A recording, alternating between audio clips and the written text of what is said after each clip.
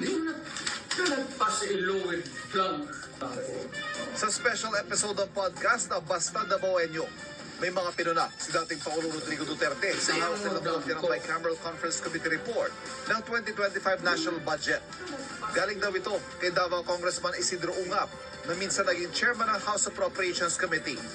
Puna ni Ungab, 13 pahina sa Bicam report ng 2025 budget ang may mga blanco sa halaga ng nakalaang pondo.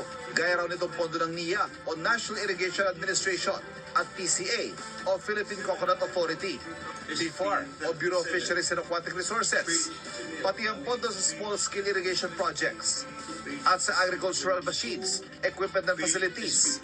Karamihan daw sa mga may blanco nasa pondo ng Department of Agriculture. May blanco rin daw sa unprogrammed appropriations. Ang BICAM report ang resulta ng pagtutugma ng magkaibang bersyon ng Kamara at Senado ng panukalang national budget. Niraratify ang BICAM report ng Kamara at Senado saka isusumite sa Pangulo para mapirmahan. Kapag napirmahan ang General Appropriations Bill o GAB, magiging General Appropriations Act o GAA. So the House and the Senate ratified defective BICAM report. In other words, apektado yung ating GAA. Para ka nag-issue ng check kanya ng blanco. Ano yung sabihin? Sila na ang maglagay, ang sekretary o ang direktor? Anong kalukuhan ng naisip ninyo niya? That is falsification of law, perjury or whatever criminal action. You can all go to jail for that. Sagot dito ni Pangulong Bongbong Marcos. He's lying. He's a president. He knows that you cannot pass a GAA without with a blank. He's lying. He's lying because he knows perfectly well that that doesn't ever happen. Si Executive Secretary Lucas Bersamin, tinawag na fake news sa mga pahayag na pinirmahan ni Pangulong Bongbong Marcos ang budget na may mga blanco. Malisyoso at kriminal anya ang pagpapakalat ng ganito mga pahayag. Wala raw bahagi ng 2025 national budget na hindi binusisi bago ito pinirmahan ng Pangulo.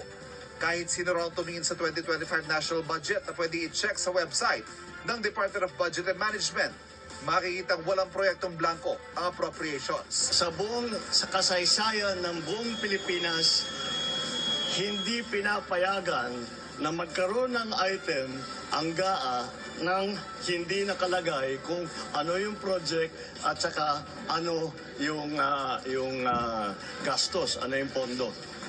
So, it's a lie. Dahil ng saligang batas, ang General Appropriations Bill o GAB at hindi ang BICAM report ang isinusumite sa Pangulo para pirmahan o i-veto.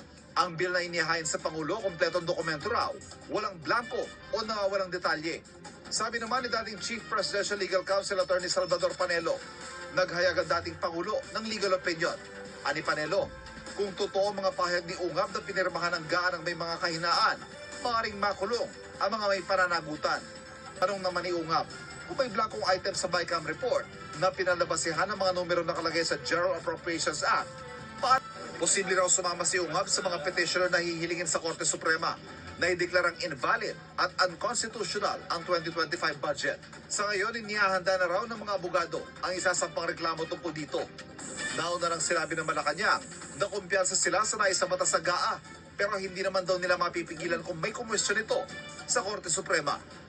Inamin ni House Appropriations Committee Acting Chairperson Stella Kimbo na may mga blanco sa BICAM report ng 2025 national. Yan ay ministerial na lamang. Ibig sabihin, calculator activity na lang po. So, wala na po silang discretion.